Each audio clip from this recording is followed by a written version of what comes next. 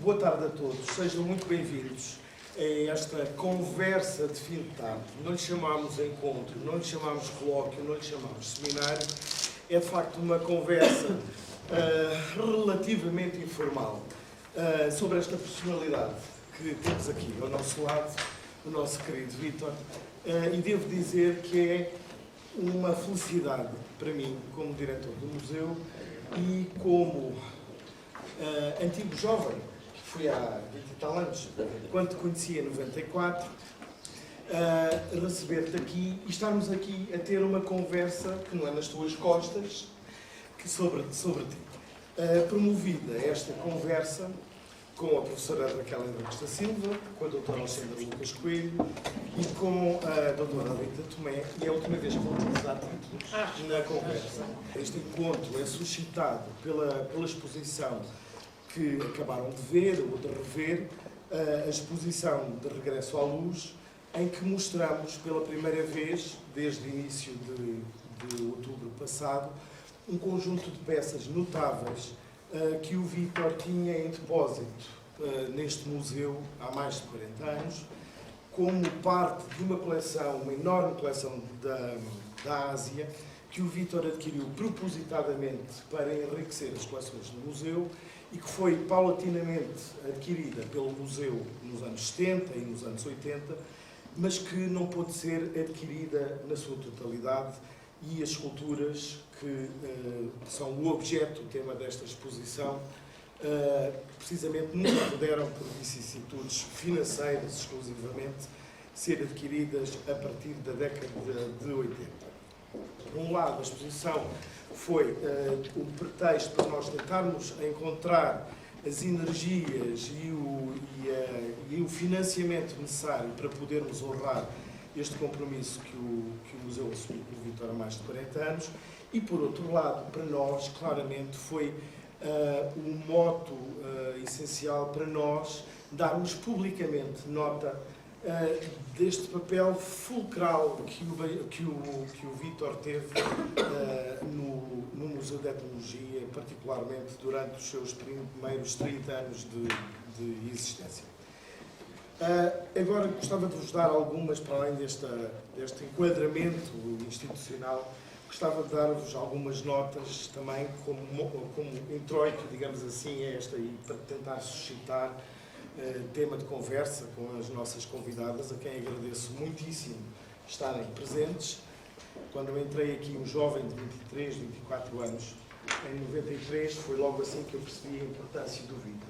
Aliás, eu conheci o Vítor pela primeira vez quando ele entrou ao lado de Benjamin e passou durante várias semanas na sala que hoje é ocupada pela exposição permanente, a montar a exposição da escultura angolana, Memorial de Culturas, que Lisboa 94 abriu no dia 2 de fevereiro de 1994, jamais o conseguirei esquecer.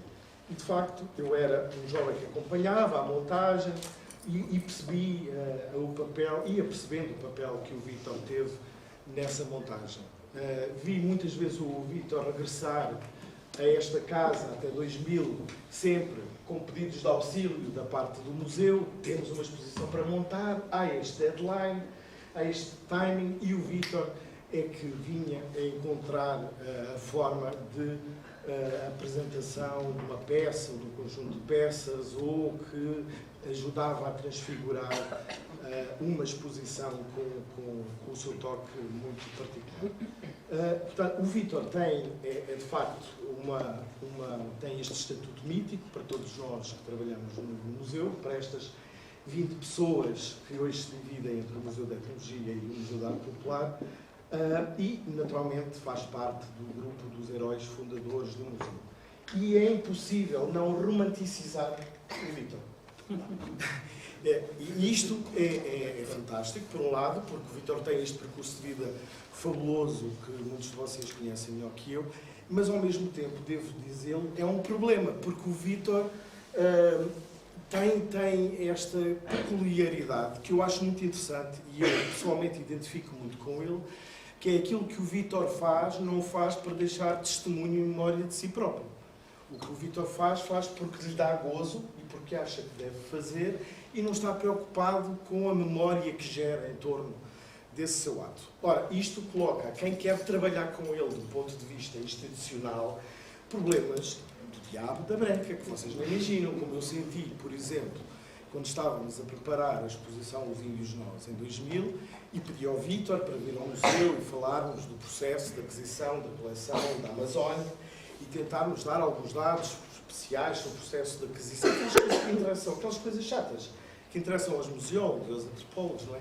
E o Vítor, como ele, vou utilizar uma expressão que ele utiliza frequentemente, não estava nem aí, porque não era isso que lhe interessava na relação com os objetos e com os índios quando ele estava na Amazónia e quando ele adquiriu esses objetos. Portanto, ao mesmo tempo, era uma realidade distante que lhe custava objetivar porque ele já tinha vivido quando a viveu. Se eu posso dizer assim, desta forma, um pouco contrário. Portanto, isto coloca desafios interessantes para nós que gostaríamos de ter no Vítor um museólogo ou um antropólogo que se pusesse um pouco na nossa posição. Pronto. Mas conseguimos coisas interessantes. Há um segundo plano, para além daquele que é mais evidente na colaboração do Vítor com um museu, que já objetivarei daqui a pouco, que se prende com o total de peças que este museu tem, que resultam de recolhas pela mão de Vítor.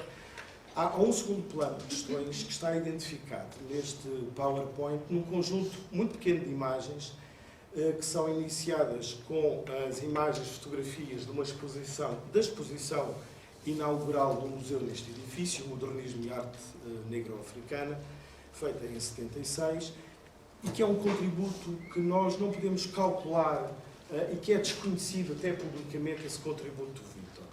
Porque o Vítor teve um papel absolutamente fundamental na concepção, na organização e na montagem das exposições. Aquele recurso que era o Vítor nos anos 90, enquanto eu trabalhei aqui até 2000, de vir ajudar na montagem das exposições, de facto, o Vítor teve um papel que nós dificilmente conseguimos objetivar, muito em parceria, naturalmente, com o Benjamin Pereira e com o Ernesto Veiga de Oliveira, sobretudo, julgo eu, com o Benjamin, o Vítor era, digamos assim, o arquiteto de muitas das exposições e, para utilizar o jargão atual, era o projeto museográfico, era da sua autoria. Aliás, deixem-me partilhar convosco, pela primeira vez, publicamente, que o tipo de equipamento museográfico, de vitrines que o museu passou a utilizar desde 1976 e que é utilizado ainda na atualidade pelo museu, foi concebido pelo Vítor e pelo Benjamin, mas o Vítor teve aqui um papel fundamental. E esse sistema modular, que permite uma economia de meios brutal, que o museu utilizou e utilizou repetidamente, mas sempre de forma inovadora de exposição para exposição, é muito interessante porque é baseado numa unidade de medida japonesa. Portanto, são as dimensões do tatami que definem o espaço de 90 por 90 e nos seus múltiplos, 90 por 1,80 m, etc. E submúltiplos, etc. Que permita, que definem o espaço que o corpo ocupa no quarto e os múltiplos desse espaço. Portanto, é uma medida gerada em função do corpo humano que definem as dimensões do quarto, das dimensões da casa, etc. E foram essas dimensões do tatami que foram transpostas para a linguagem museográfica, que foi utilizada esse mesmo equipamento feito em 76 ao longo de décadas no museu e que o museu tem hoje versões mais modernas também feitas a partir de 2000. Aquilo que é absolutamente fundamental que eu reservei para o último e que refiro na introdução ao roteiro da exposição que acabaram de ver no Marchão. O Vítor Bandeira recolheu mais de 5.000 peças pertencentes às coleções do museu. O que significa que, neste momento em que estamos aqui reunidos, 1/8 das coleções do museu foram reunidas pelo Vítor Bandeira. E significa que, no momento em que o museu se estabilizou e abriu portas aqui, em 1976, quando tinha cerca de 20 mil peças, um quarto das coleções do museu tinham sido reunidas pelo Vítor Bandeira, nessa altura. Isto são indicadores, já que estamos numa sociedade e num momento da nossa sociedade em que os números são tão importantes, este é um indicador fantástico do trabalho que o Vítor Bandeira desenvolveu aqui para o museu. E gostava convosco de partilhar algumas palavras que me disse pelo telefone há umas semanas o Benjamin, depois de ter recebido pelo correio o roteiro da exposição. Por acaso eu tinha acabado de almoçar com a Rita Tomé e no regresso ao gabinete, ainda não tinha aberto a porta, já o telefone estava a tocar. Era o Benjamin a dizer: olha, achei muito interessante o texto e esse enquadramento que foi feito sobre o Vítor Bandeira para a exposição, porque o Vítor era tratado pela equipa do museu como um irmão e como tal nunca lhe foi dado o devido destaque. Para vocês perceberem, a equipa do museu que trabalhava sobre os territórios portugueses, o Ernesto Ferreira de Oliveira, o Fernando Galhano e o Benjamin Pereira, assinaram na quase totalidade todos os trabalhos que publicaram no Centro de Estudos de Etnologia, sem percebermos qual é o contributo individual deles. Está lá o nome dos três, mas não é dado destaque a nenhum. E como tal, o Benjamin referiu também outras coisas que eu notei. O Vítor é um mágico. Isto falando da importância do Vítor na organização, da concepção das exposições e o sentido estético que o Vítor imprimia às exposições do museu. O Vítor é um mágico, porque tu és um mágico. És mais que o Harry Potter. E sobretudo, esta coisa que o Benjamin confirmou, que quando o Vítor trazia as coleções, era um enorme trunfo que o museu passava a dispor nas negociações com a tutela, com a Junta de Investigações do Ultramar e, sobretudo, com o Ministério do Ultramar, que efetivamente queriam que o museu fosse um museu limitado, circunscrito às coleções das então colónias portuguesas. Não queriam cá os índios da Amazónia, nem queriam outros territórios africanos que não fossem as colónias, não queriam nada disso. E, portanto, era um enorme trunfo que a equipa do museu pôde expor com o trabalho do Vítor Bandeira para jogar junto do Ministério, para concretizar a ideia universalista, multicultural e a representatividade de um museu de etnologia global, diríamos hoje, que era exatamente o que pretendia a equipa fundadora do museu. Portanto, nesta medida, se não fosse o Vítor, em grande medida nós não teríamos um museu de etnologia que fosse um museu de etnologia que não o do Ultramar. É evidente que a equipa do museu fez um trabalho notável de recolha de coleções portuguesas, também isso foi uma enorme guerra com as tutelas de então e que sublinhou o caráter universalista do o Vítor é um exemplo vivo de muito trabalho que os museus podem fazer. Tu vais durar até os 140. Sobre o muito trabalho que os museus têm ainda a fazer sobre os modos de constituição das suas coleções, sobre as vontades que aí transparecem, as possibilidades, as limitações também, mas sobretudo sobre as pessoas, os protagonistas que estão por trás da constituição destas coleções. E, naturalmente, é um caso particular podermos dispor de um coletor da ordem do Vítor e podermos trabalhar com ele hoje e tê-lo ao nosso lado no museu. Começava por aqui e entregava-lhe agora a palavra. Muito obrigada pelo convite. Estava a tentar recordar-me qual foi a última vez que estive com o Vítor, que foi quando fomos visitar o Benjamin. Não sei se foi há 5 anos. Há 3. Há 3? Pronto, vá lá. Há 3. E só conheci o Vítor nessa altura, não sei, nunca tinha calhado conhecê-lo antes, conheci-lo de nome, claro. O Paulo disse agora uma coisa que é muito interessante. Falou em coletor, termos aqui um coletor. A minha área de trabalho relacionada com museus, não são os museus de etnologia, da antropologia, são museus de arte. Nós, em museus de arte, falamos sempre em colecionadores.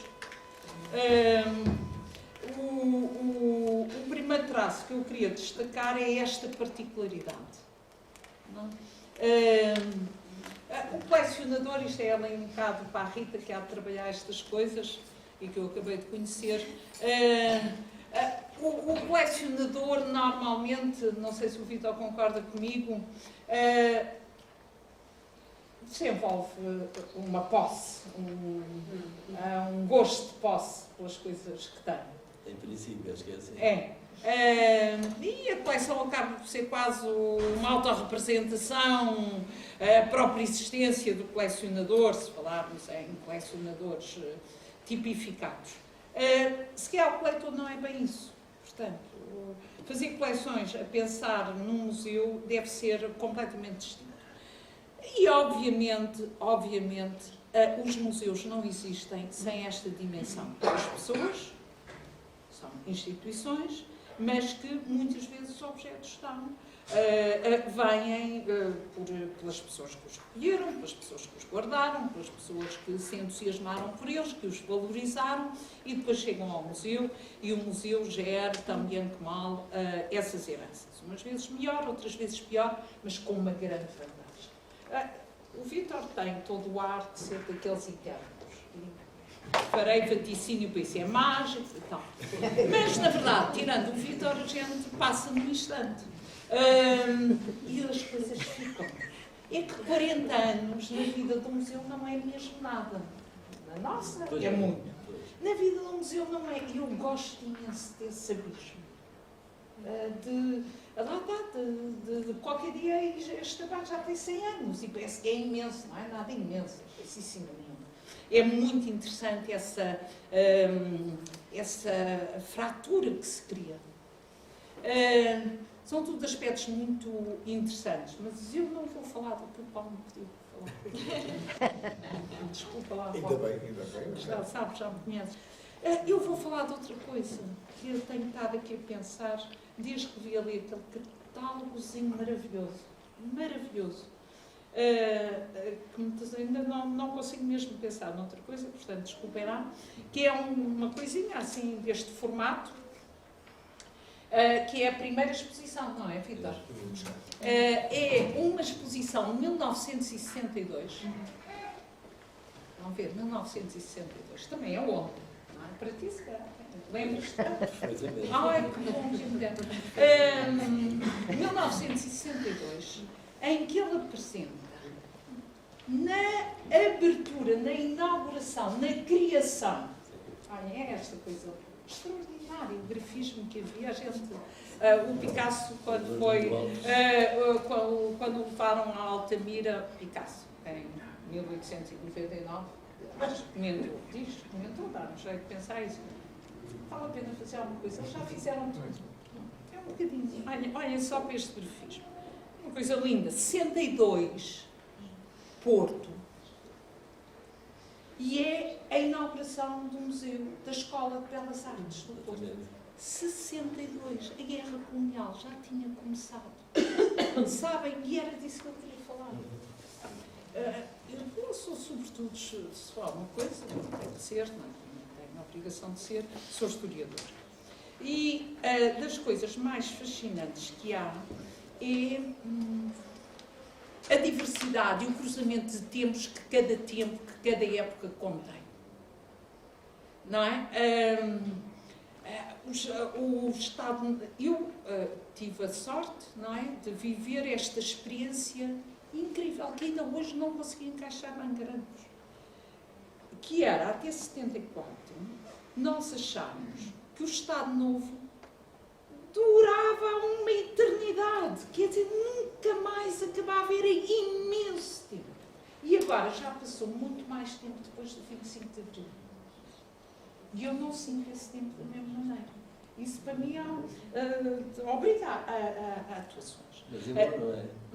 É bom, é complicado, é confuso. Para mim é muito confuso. Outra coisa que para mim já não é confuso, porque é mais distante, e não, eu vivia, mas ainda não dava por isso, é a forma como, durante o Estado Novo, aqueles anos, aquela gente toda muito sinistra, numa guerra colonial, e havia pessoas livres, intrínseca e completamente livres.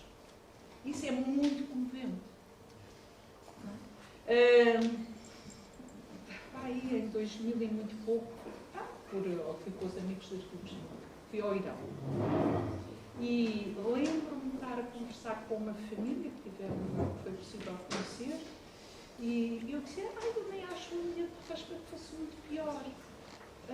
E ela disse para não me iludir, mostrou-me que no fim da sala havia polícias, que eu não tinha reparado, e depois disse, mas não confundam o povo iraniano com o regime iraniano. E eu senti assim uma dor qualquer em qualquer lado. Porque era uma frase que se dizia em Portugal. Era uma frase que se dizia em Portugal. Não confundam os portugueses com o regime. Ora, a questão do Império, a questão das colónias, a questão dos coletores, são questões muito complexas. Muito, muito complexas. Eu não vou entrar nesse campo. Só vou exatamente dizer isto. Como esse respeito imenso, como é que num regime que é uma ditadura, pode haver pessoas livres e a fazerem um trabalho livre. Eu, às vezes, aos meus alunos digo que, simplificando as coisas como se tem para os alunos, simplificar que no Porto, por exemplo, não houve português suave. O português suave é como a gente designa a arquitetura do Estado Novo, a arquitetura dos anos 40 e 50, que é uma arquitetura neobarroca, o Teotónio Pereira dizia que era imposto, hoje não há bem a certeza se era imposto, se calhar era autoimposto. Eu acho que era bem isso. Ora, no Porto não há arquitetura do Estado Novo. Não há esse português suave do Estado Novo. E a Escola de Belas Artes, ainda há bocado gostei quando o Vitor disse isso, que o diretor era o Carlos Reis. O diretor era o Carlos Reis.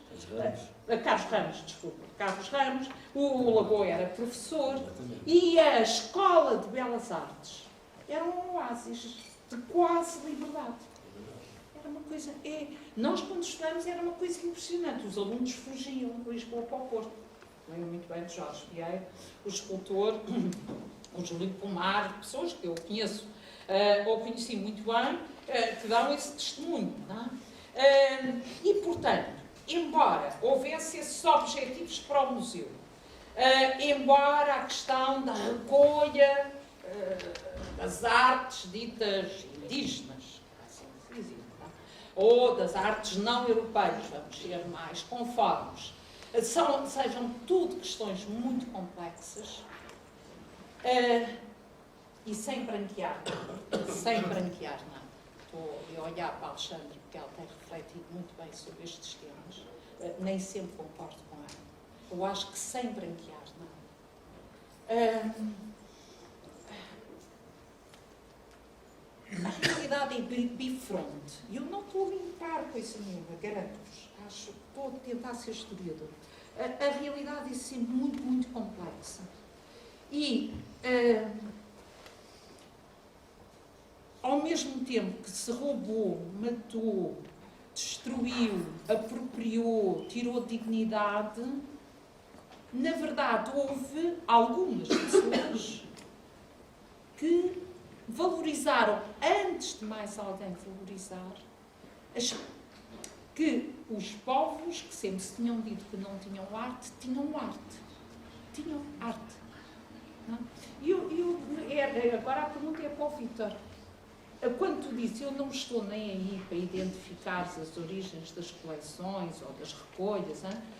O que é que a recolha é feita o quê? Com critérios estéticos, funcionais, às vezes estéticos? Sempre estéticos. Depois, aqui este núcleo é extraordinário. E depois, autenticidade e antiguidade. Porque pode haver um objeto que seja de uma beleza feito hoje, mas acho que não é isso o mundo do museu. Se ele não foi feito com uma intenção verdadeira. O que acontecia com os objetos que eram feitos para a Companhia dos Diamantes de Angola, lá no museu, eles faziam aquilo tudo bem feitinho. Só que não tinha sido nenhum daqueles curandeiros, ou o que queremos chamar, a encomendá-los. De maneira que os objetos não tinham Não tinham alma. Não são iguais, nunca são iguais. Uma vez tinha comprado uma peça, uma bandana, que está aqui, com uma máscara que tem 2 chifres que faz assim para trás e que se encontra em cima. E ela era muito bonita, mas tinha as 2 pontas partidas e tinham desaparecido. Eu fui ter com um escultor na ALU, que era um escultor ótimo, que fazia máscaras lindíssimas, e daí para ele arranjar. E ele pôs um pau para cada lado. Quer dizer, para ele aquilo não... Ele não tinha começado do princípio, não entendeu nada do que havia para fazer. Depois há outra coisa engraçada também. Estive bem no sítio Vindores na Luz, onde fui visitar lá uma espécie de uma choupana, onde eles tinham, supostamente, uma das peças mais importantes para os seus rituais. E era uma máscara horrorosa, fiíssima, muito mal feita. Eu disse, porquê que isto é tão feio? Disse, é porque se fosse boa, são capazes de ir cá buscá-la. Quer dizer, também tem esse lado, já começar a fazer uma coisa que não é tão cobiçada. A perversidade, não é? Não, mas certeza. Claro, não é a perversidade, o facto da pessoa gostar de alguma coisa, de repente ela passa a ser... A dizer essa Mas coisa. posso fazer uma pergunta incómoda? Eu respondo ou não. A chamada situação colonial perturbava o teu trabalho? Perturbava. Às vezes até tive mesmo telefonemas a dizer a ocupação das iconografias e não tinha de fazer mais nada. Porque eu, como tinha muito boas relações com as povoações, vinham-se queixar de coisas que lhes aconteciam. Por exemplo, uma vez nos Bijagós, eu estava lá numa aldeia e veio um chefe de uma outra aldeia queixar-se que havia um administrador ou um chefe do posto que roubava as galinhas, que dormia com as mulheres dele, enfim, diversas coisas dele. E eles, de cada vez que tinham ido fazer uma queixa ao administrador dos Bijagós, levavam umas arregoadas que ele tinha lá uma palmatória pendurada ao lado da secretária, daquelas grossas com bravos. Mas não sabia o que haviam de fazer. Eu disse, olha, vocês vão, um a um, à polícia, à missão, apresentar queixa. E eles fizeram isso, e vieram tantas queixas que o homem, passado pouco tempo, foi mandado para uma outra secção, saiu dali. Quer dizer, eu tinha uma ligação muito boa com as pessoas, tenho. E está na base disso, não é? A confiança. Por outro lado, eu não era nem padre, nem militar, nem da PIDE. Havia coisas contra, mas tinha coisas do meu lado também. Eles não desconfiavam de mim. Embora uma vez fui a um local onde me disseram que não me queriam vender nada, isto era na Costa de Marfim, porque se calhar eu ia fazer injeções nos objetos para saber os segredos deles. Eu tenho que explicar que eu não conseguia dar injeções nos objetos. Só me lembro mais uma coisa para já cá. Ó, Vítor, e que a gente quer ouvir ao Vítor? Pelo menos eu quero, não interessa. Eu fiquei admirada, mas ignorância absolutamente. Destes objetos, não sabia. Mesmo os diretores gerais não sabiam. Não sabia. É muito diferente fazer recolher, coletar, adquirir, comprar objetos aos Bijagós, aos de Marfim, no Amazonas ou estes. É muito diferente. Quer dizer, lida-se com pessoas diferentes, mas acaba por ser o mesmo. Acaba por ser o mesmo, não foi? Mas quer dizer, havia uma intencionalidade de... Aqui havia a intencionalidade. Eu achei que este museu deveria ter, a minha maneira de pensar neste museu, devia ter uma coleção de arte budista. Porque tem artes de povos com tantas crenças e religiões. Eu pensei que o budismo, até porque o budismo tem expressões estéticas fantásticas, e eu pensei que seria interessante, e comecei a recolher objetos. E são muito interessantes. É maravilhoso. Conheci estas coisas. Ok, Posso passar a palavra a ti agora? Tu que estás a fazer uma tese sobre o Vítor, como é que nasceu? Podes tropear, isto acho bem que faças já perguntas ao Vítor. Mas está a responder à Raquel. Aproveita. Como é que nasceu a ideia de fazer uma tese sobre o Vítor e quais têm sido os principais desafios desse projeto académico? Bom, Na verdade, isto começa na Zambujeira do Mar, no fim de tarde, em que eu conheci o Vítor, porque o Vítor faz parte dos Tchac. E os Tchac estiveram a tocar ao fim da tarde, pés na areia, mar em frente, pôr do sol, e no final houve um amigo comum, que faz parte dos Tchac, que me apresentou o Vítor. Acabámos por jantar ali mesmo, na praia, o Sábado fez o jantar, e eu lembro-me que fiquei um bocadinho, digamos, fascinada pela figura do Vítor, pela maneira como ele se expressava, os olhos expressivos, o seu sentido do humor. Bom, entretanto, foi passando tempo e fomos tendo a possibilidade de nos encontrar, fomos iniciando, vá lá, uma amizade. E depois houve uma altura que eu fui estudar antropologia, fui para o Escoté fazer a licenciatura, e a dada altura houve uma cadeira de métodos biográficos, se não me engano, que havia uma proposta para fazer uma história parcial de vida. E eu que já conhecia pelo menos sobretudo a parte das viagens, já conhecia um bocadinho das histórias que o Vítor ia contando, e sabia de algum modo também já da relação dele com o museu e com o acervo, não é? Das peças que ele tinha recolhido.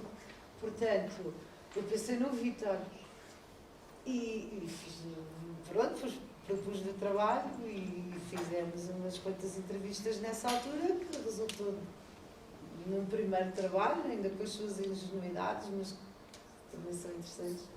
E pronto, e entretanto ficou por ali. Mais tarde, já na parte curricular do mestrado,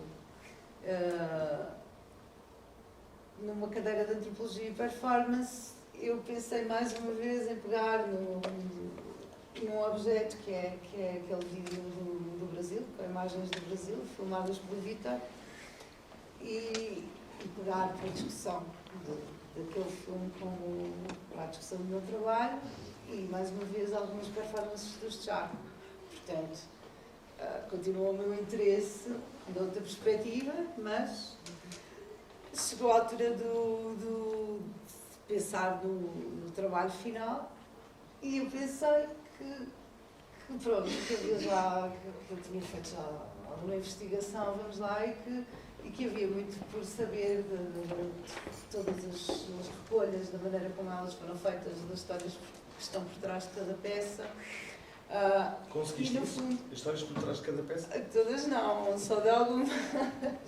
Mas conseguiste falar agora recentemente com alguém que lidou de perto, diretamente, com o Vítor, que foi o Benjamin. Portanto, que é, eu diria, a principal referência para percebermos, na alteridade, o contributo do Vítor e o seu papel aqui no museu.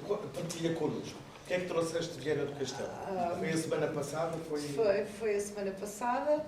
Eu fui lá conversar com o Benjamin Pereira e foi uma conversa que se revelou muito interessante, porque quer dizer, foi uma pessoa que teve contacto com a primeira exposição e com as primeiras peças da primeira exposição, essa da inauguração do museu, da Escola do Museu de Belas Artes do Porto, e para ele... Porque é aí que se conhecem. É aí que se conhecem. E depois, mais tarde, o museu adquire essa coleção e ele diz que ficou completamente maravilhado, que foi um abre-olhos em termos daquelas peças todas, sobretudo de escultura, dos Ballet, dos Neff, Achante, se não me engano. A conversa foi mesmo muito especial. Falou muito da colaboração e tiveram os dois na montagem e na idealização de algumas das exposições e que o conceito expositivo era, quer dizer, nem toda a gente estava de acordo com a forma, digamos, até mais teatral, e fazer de uma exposição um momento único e que isso foi uma partilha que tiveram aí na montagem de várias exposições. Posso interromper? Vou dar aqui a palavra ao Vítor. Vítor, nestes 55 anos, tu conheceste o Jorge Dias e o grupo de Jorge Dias, porque este livro tem 55 anos, para esta exposição. Parece altura. Nunca te coloquei esta questão. O que é que, naturalmente, para além da relação em torno dos objetos, entrarem nas coleções do museu, o que é que te marcou assim especialmente na relação com a equipa fundadora do museu? Amizade.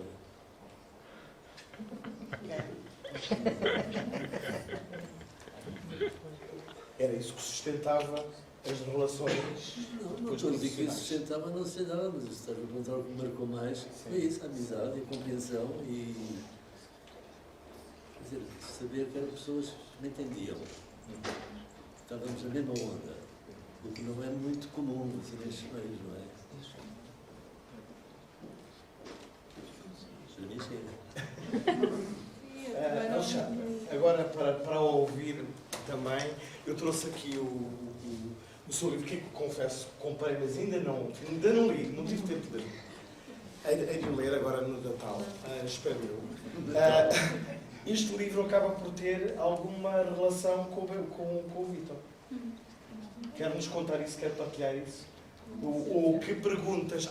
deixem-me partilhar convosco algo que reservei para agora.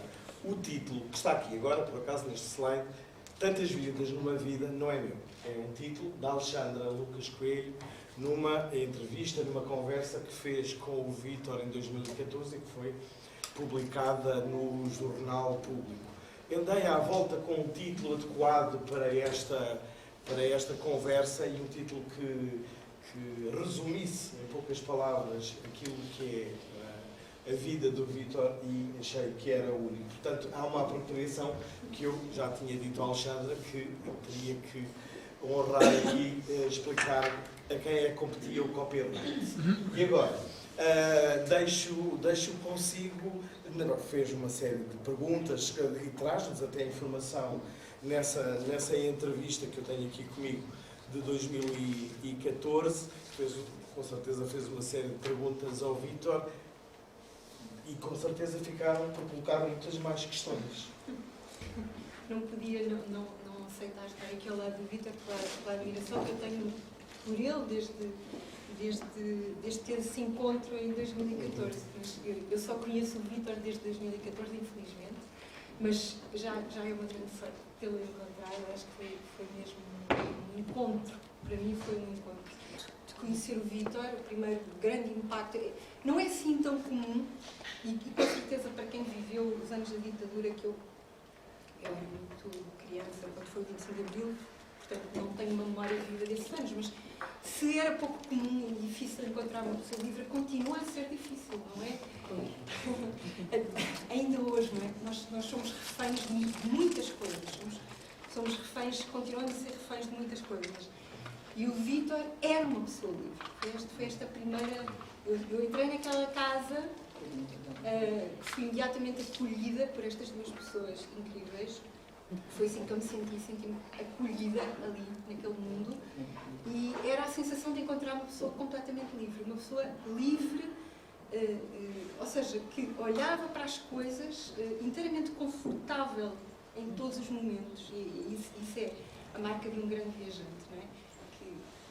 Que é isso que eu julgo que o Vítor se sente acima de tudo um viajante. Pelo menos nessa conversa. Nessa conversa foi muito claro, não se tratava de um colecionador, não é? Acho que o nosso encontro nem teria sido possível dessa maneira. Era um grande viajante, e o que é um grande viajante? É alguém que se senta, que dorme, que está confortavelmente em harmonia em qualquer lugar. Foi isso que eu reconheci no Vítor, não é? Tão confortável ali naquela imagem, não sei exatamente se será... É Amazónia. Não sei se no Xingu, mas é isso, numa rede no Xingu, como nos Bijagós, como em Bali, e isso é absolutamente extraordinário. E isso é muito raro, não é? Isso por um lado, vem da liberdade, mas não vem só da liberdade, vem de uma uma harmonia e uma simplicidade, não é? O Vítor está, e há uma tranquilidade que emana do facto dele estar, que é imediato. Portanto, esse encontro foi uma grande descoberta para mim. Por coincidência, eu estava no processo de escrever este livro, que é um livro que se passa inteiramente no Brasil e que passa-se inteiramente no Rio de Janeiro e não se passando na Amazónia. A Amazónia tem um papel muito importante neste livro. Eu tinha feito uma viagem grande pela Amazónia e a Amazónia está aqui, mesmo o livro passando-se no Rio de Janeiro, ela está aqui e é fundamental, é uma espécie de centro que há aqui. E o Vítor acabou por entrar no livro, não é? Ou seja, nós tivemos esse encontro e quando eu retomei o livro, para mim foi muito natural que um dos personagens do livro, que é um antropólogo, este livro está cheio de antropologia, tem vários personagens que são antropólogos,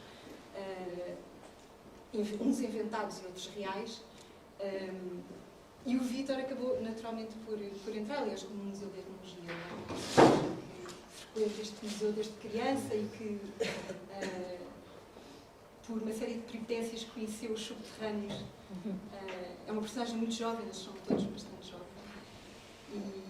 E pronto, o Vítor está dentro do livro também. Mas, essencialmente, como o Paulo disse assim, eu... E bem cada braço. Ainda bem como objeto. Mas leu o livro e identifica-se. O Vítor é nomeado, ele está com ele mesmo próprio. nomeado. Sim. Quer dizer, há um Mais um motivo para ler o livro. há um É o Deus dará. personagem- É o Deus dará. há um personagem deste romance, vamos chamar assim, Sim, não. que em pequenino vinha aqui ao museu e via as coleções que eu tinha feito e as exposições, daí que era nóis. Sim, o antropólogo, essa personagem é uma personagem justamente que vai para o Rio de Janeiro para tentar trabalhar um antropólogo em crise, como até doutoramento, como acontece. Enfim, muitos amigos, muita gente que eu conheço. E ele fica completamente paralisado, enfim, aquilo como é possível, não é? Trabalhar agora naquele contexto, não é? Portanto, ele entra completamente numa crise, mas pronto, ele tem ficou marcado desde a infância por essas vindas aos subterrâneos. Mas fiquei a pensar agora ao reler a nossa conversa, as histórias todas do Médio Oriente que eu acho que nós nem chegamos a falar, não é? Porque o Vítor e a Lela foram para a Índia e atravessaram pelo caminho foram atravessando os desertos, Iraque, Síria, tudo aquilo, com 50 graus, e apanharam as primeiras manifestações no Irão. Sim, no regresso. No regresso. Essas histórias, por exemplo, as histórias do Médio Oriente. Conta um pouquinho.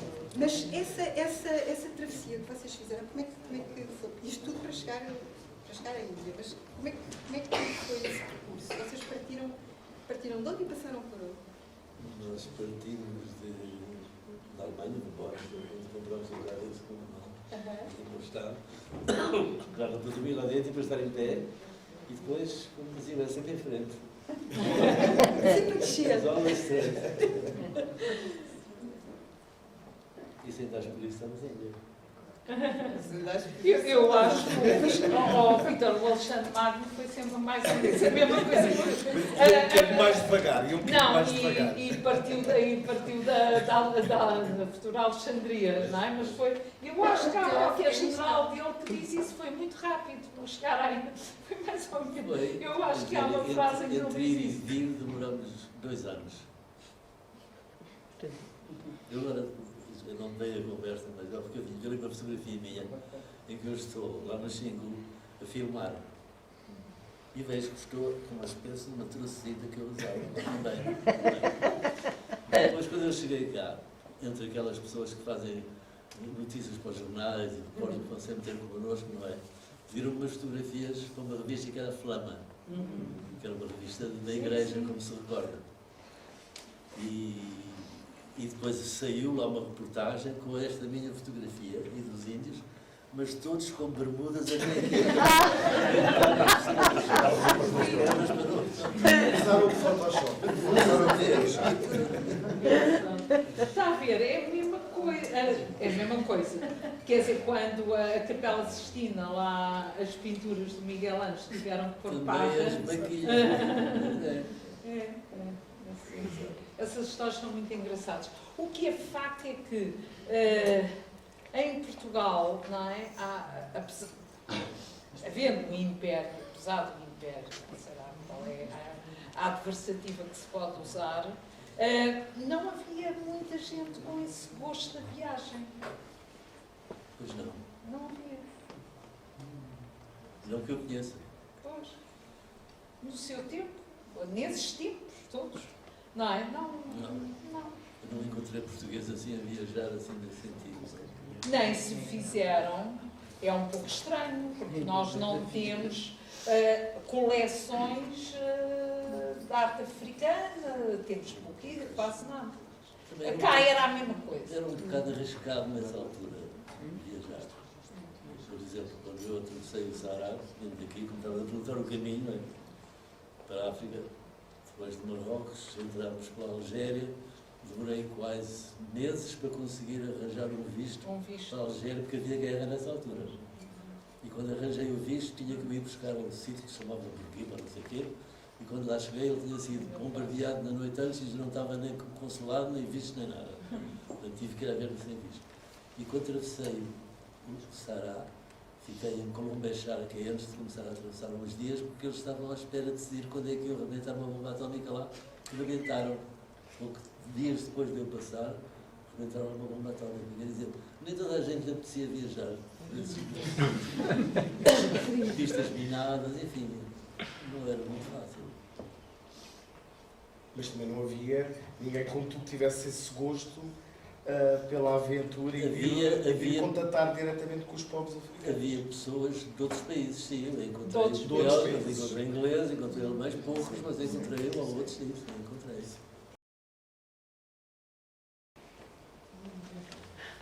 Se calhar agora podíamos abrir a conversa, se estás disponível, já que é um privilégio termos aqui o Vítor connosco, disponível para responder a perguntas, também a perguntas da audiência. Quem quer avançar, em primeiro lugar? Uma questão a fazer, Vítor. Agora, a propósito de não viajavam os portugueses muito, apesar do Império, não é?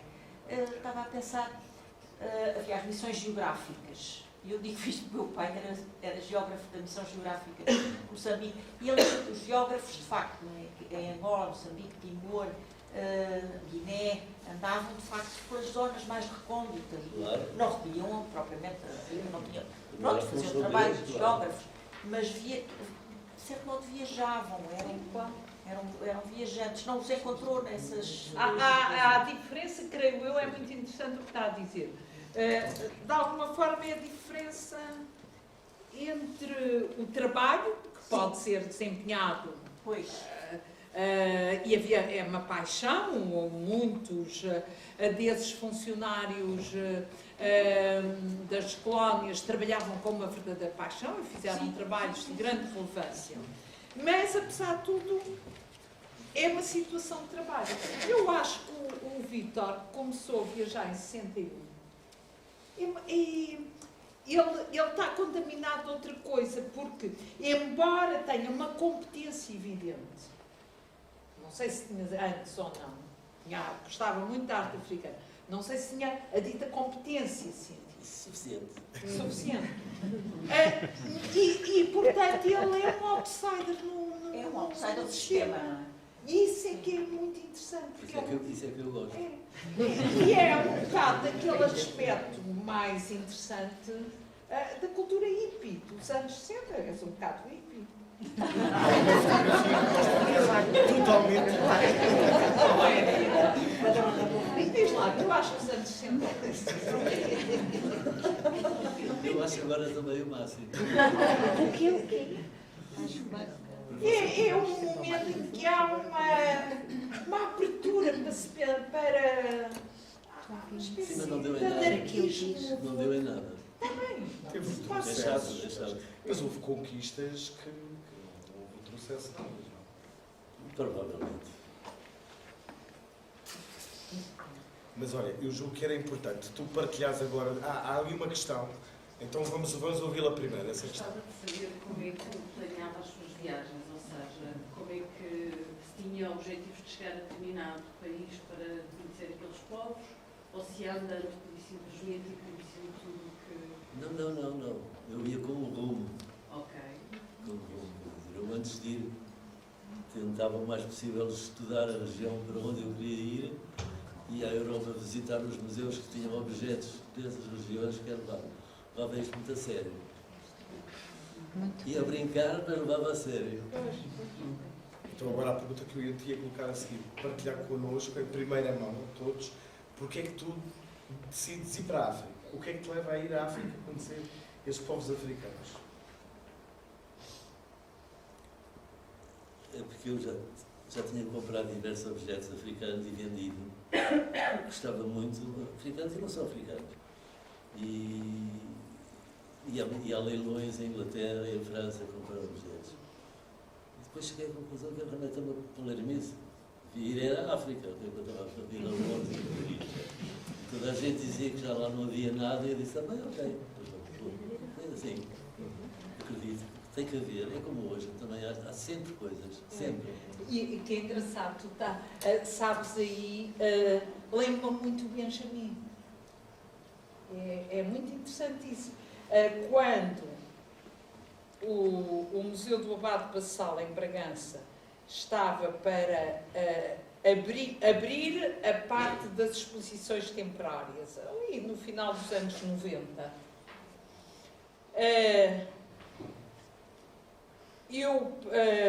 falou-se nisso, que uma exposição inaugural, queria-se fazer alguma coisa no domínio da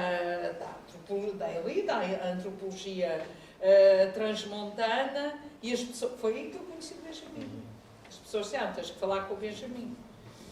E eu andei a ler, a estudar e tal, e disse, pronto, ao Benjamin, eu sei que tem as coisas que recolheu, e portanto se pudesse fazer uma seleção, pensar numa exposição, ele olhou para mim com ar chateadíssimo e completamente frustrado e disse, mas acha que eu vou fazer uma exposição com as coisas dos anos 60? Eu tenho que ir lá outra vez recolher tudo. E eu também disse isso. Oh, Benjamin, nesta altura, com a imigração, não. Eu só faço a exposição se me criar condições para eu ir para Trás-os-Montes fazer recolha. E ele fez recolhas fantásticas. Fantásticas. No final dos anos 90. É essa coisa que vocês têm. Essa relação lá tal com os... não é? Porque também me lembrei do Benjamin quando estavas a contar a história deles terem uma máscara feia. O Benjamin lidou com situações um bocado idênticas no final dos anos 90 em Trás-os-Montes. É uma coisa extraordinária. Que a Catarina Mourão fotografou tudo. Ele foi com a Catarina. Uma coisa absolutamente extraordinária. Portanto, aí está uma coisa que nós raramente, não estou a menosprezar a instância académica, caramba, sou professora, não posso, mas que vocês desempenharam e é por isso que a gente vos ama tanto. É de outra maneira. Não é a partir do saber, é a partir do contacto, é a paixão do contacto com as pessoas. Não é? Isso é muito evidente. Isso é comum, absolutamente comum. Não é? Entre Trás-os-Montes e Costa do Marfim. E o Benjamin, quando regressou em 99 a Trás-os-Montes, encontrou, por exemplo, uma tipologia de máscaras feitas de palha que não tinha encontrado nos anos 60, início dos anos 70. E hoje, se encontramos a África, encontramos coisas completamente distintas. E eu dizia ao Benjamin, mas pensa que há dinheiro para comprar isso. Ele comprava máscaras, ainda havia escudos, imagina, por 25 tostões, por 5 escudos. E eu assim, andas a explorar a gente toda. Não, é o preço que eles fazem. Coisa, mas é essa magia que vocês conseguem, que é um bocado ficcional, sendo real, tem componentes de ficcionalidade, é muito interessante isso. E eu acho que isso é aquilo, por isso é que a gente gosta tanto dos objetos que eles recolhem. Um envolvimento. Desculpa. Muito rápido, só por causa de uma coisa que o Benjamin me falou agora quando eu conversei com ele. Que há um machado que está aqui nas exposições do museu. Um bocadinho mais alto. Um machado Recolhido pelo Vitor. sim, e que, segundo me disse o Benjamin, possivelmente foi o Vitor que terá dito que o machado iria ser enterrado com o corpo a quem pertenceu. E que o Vítor conseguiu intervir no momento exato em que, portanto, aquela cerimónia estava a acontecer e, digamos, negociar a coisa, mas sem haver ali um melindre, porque numa situação destas, muito facilmente... Sim, para ter um ritual. Há uma fotografia do gageiro em que ele está, esse senhor está com esse machado na mão e vai enterrá-lo. Nós chegámos a essa ilha nesse momento. Mas isso é uma... Mas eu já o conhecia de outras vezes, já tínhamos tomado, não era medronho, mas umas outras bebidas anos juntos e combinou-se, arranja-se um outro machado, dá-lhe naquele e enterra-se outro. Mas parece assim que seja sempre tão fácil essa abordagem, nem que toda a gente tenha a qualidade de... Mas lá já é preciso esta relação pessoal. Não é? Relação pessoal e sorte. Se eu tenho lá chegado uma hora mais tarde... Já estava enterrado, já estava enterrado. Tal viagem em 2 anos que vocês demoraram, não é, para lá e para cá. Essa viagem, por exemplo, tinha... Qual era o objetivo? Essa foi por acaso. A ideia era ir à África. Mas... Era ir à África, mas acabaram. Era a África. Esqueceram. Quando o carro estava pronto, enquanto estava tudo pronto, já não era estação para ir para a África naquela altura. Só ia apanhar chuvas para os lados, vamos aqui vamos para a Índia, pronto. É assim. Mas aí iriam, ou seja, a motivação, a pulsão para viajar era irem, não havia um objetivo. Não era para recolher objetos nenhums, para nada, para viajar para a Índia. E recolheram. A Índia estava no nosso programa há muitos anos, só que nunca tínhamos conseguido visto para a Índia. Antes de 25 de Abril, a Índia não tinha relações diplomáticas para Portugal. E assim que foi possível ter relações diplomáticas e haver visto, não embora, já agora vamos para a África. E assim foi ótimo. Não era para recolher nada, era só para viajar.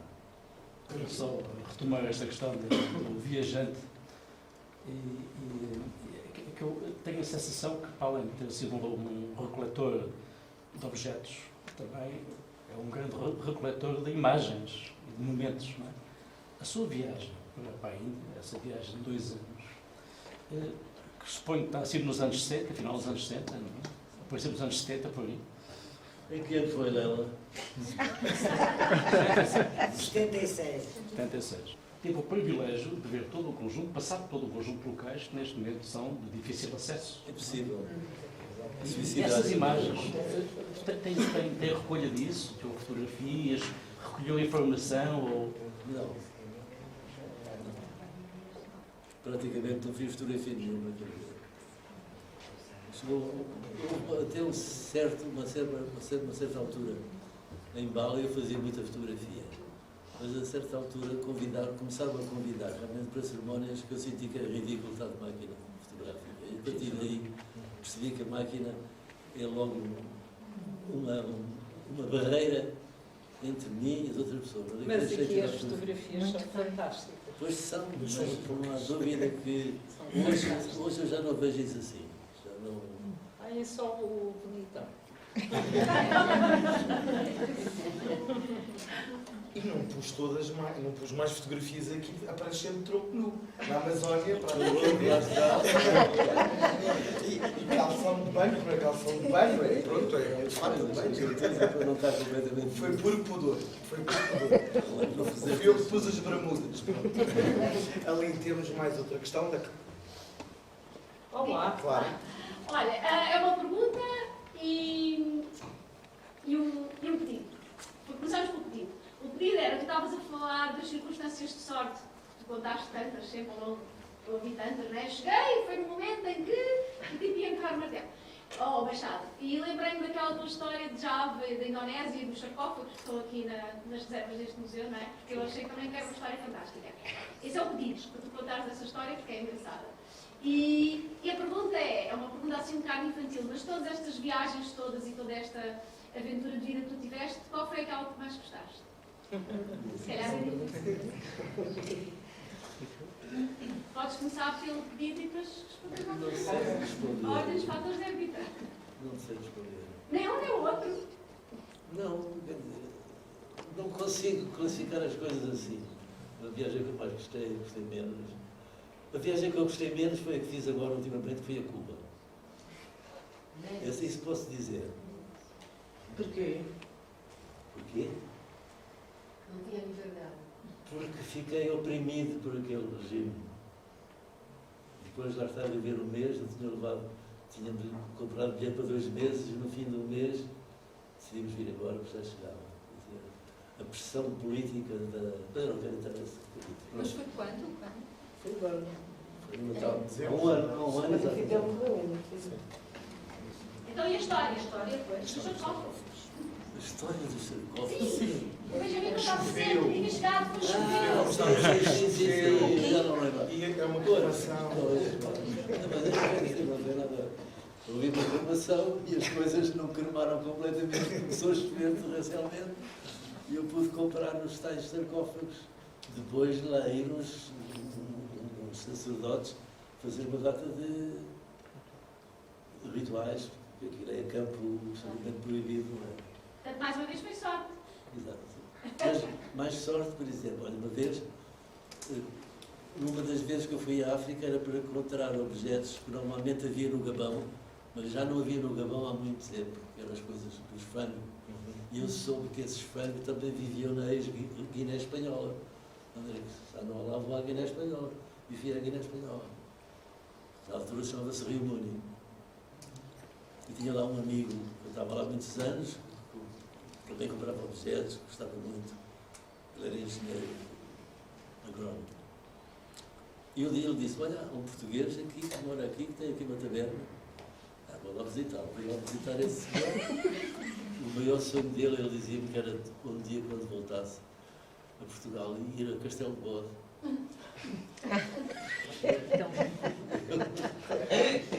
Isso era mítico, o Castelo de Bode, nessa altura. Mas eu, quando chegava lá à capital, muitas vezes ia lá visitá-lo à taberninha dele, beber um pouquinho com ele. Ele era casado já com a senhora da mãe de lá, tinha filhos. E um dia eu vou lá e ele não está lá na taberninha, tem o filho dele comigo. Meu pai está ali atrás a dar de comer às galinhas, vou ter consigo, vou ter com ele. E pronto, lá. Havia um galinheiro assim, grande, assim, e em frente, pendurado, estava a peça que eu andaria à procura se eu soubesse que ela existia, estava no museu. Que é um fango Era assim. museu? Sim, então um fango assim deste tamanho, pendurado no pescoço com arame. E eu tentava dar de comer às galinhas. Eu não sei o que é que devia dizer, estamos a conversar, e diz, então isto aqui que eu tenho aqui. Oh, senhor, não sei o que diz. Oh, eu vim para aqui, tinha aqui ano dessas, deitei-as todas fora. Olha, se cabeça leve dessas já, elas que eu deito fora. Isso é sorte, não é? Realmente é sorte.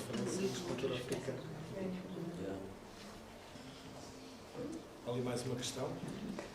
Eu aqui disseste há bocadinho que sempre tinhas um rumo nas tuas viagens. Eu lembro uma vez. Um rumo. Quando fazias viagem. Um rumo. Eu lembro uma vez de teres-me contado, tu teres contado até para ali numa aula, em que disseste que tu, quando foste para a Amazónia, que tu te encontraste uma coisa totalmente diferente daquilo que tinhas encontrado em África. Em África tu negociavas, mas quando chegavas à Amazónia as coisas mudavam o papel. Tu não podias pedir, olha, o que eles tinham, é que vinham trazer. Sim. Coisa lá. Como é que isso funcionava? Para os outros ouvirem. Funcionava mal. Funcionava mal. Porque em África as coisas funcionam com dinheiro. Pois. Quer dizer, é fácil estabelecer valores. No Brasil as coisas funcionavam pela troca. Nos sítios onde eu estive o dinheiro não existia.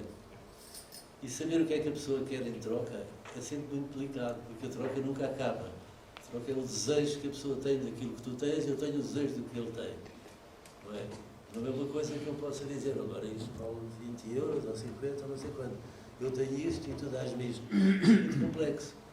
Porque a certa altura, lá na aldeia, quando eu estive mais tempo, o chefe da aldeia disse-me, olha, para trocares alguma coisa com eles, eles têm que ver o que é que tu tens. Se não virem, levava aquelas malgadeiras de coisas estranhíssimas, katanas e enfim. E assim fiz. Um dia combinámos, sentei-me lá no meio da aldeia, abri as malas, pus aquilo tudo ali e uns tipos chegaram e levaram tudo. Levaram tudo. Não, tudo agora depois, Levaram, pegaram e levaram, foram-se embora. Agora a segunda parte. Agora como é que vai ser? Agora eles trazem coisas para trocar contigo. Para trocar? Não. Para. Quer dizer, para a troca do que eles já levaram. Que eles já levaram. A gente está habituada à troca e assim. E ver o que é. troco isto por isto. De maneira que era curioso. Engraçado. Um levava um anzol e podia-me trazer uma coisa interessantíssima e o outro tinha feito um boneco na véspera queimado e não sei o quê. Quer dizer, é muito mais difícil. E depois o desejo nunca acaba. Quer dizer, tu trocas uma coisa com uma pessoa, hoje por isto, mas entretanto, com esta senhora trocaste também um pano encarnado. E ele também gostou do pano encarnado. Ele não percebe porque é que não lhe vais dar também o pano encarnado. Não é? Não acaba. Não acaba na primeira coisa. Pode ficar o desejo, pode ficar lá por trás ainda. E é difícil saber onde é que para. Onde é que para a troca. E naqueles objetos que tu recolhias de uma certa maneira, que eles vinham trazer, era nesses objetos é que tu ias ver aquilo que era importante ou não para o teu interesse. Exatamente. E alguns momentos são agradáveis. E depois negociavas uma palavra talvez forte para falar, mas eles também se apercebiam de que tu interessava-te mais e trocavas mais facilmente algo que eles tinham mais, ou que tu davas mais valor e que eles traziam. Duvido que chegasse a esse ponto. Era o que cada um tinha para trocar. Era uma coisa assim. Era coisas de uma banalidade que não interessava nada. No final era deles. Era dos meus. Depois já estava feito.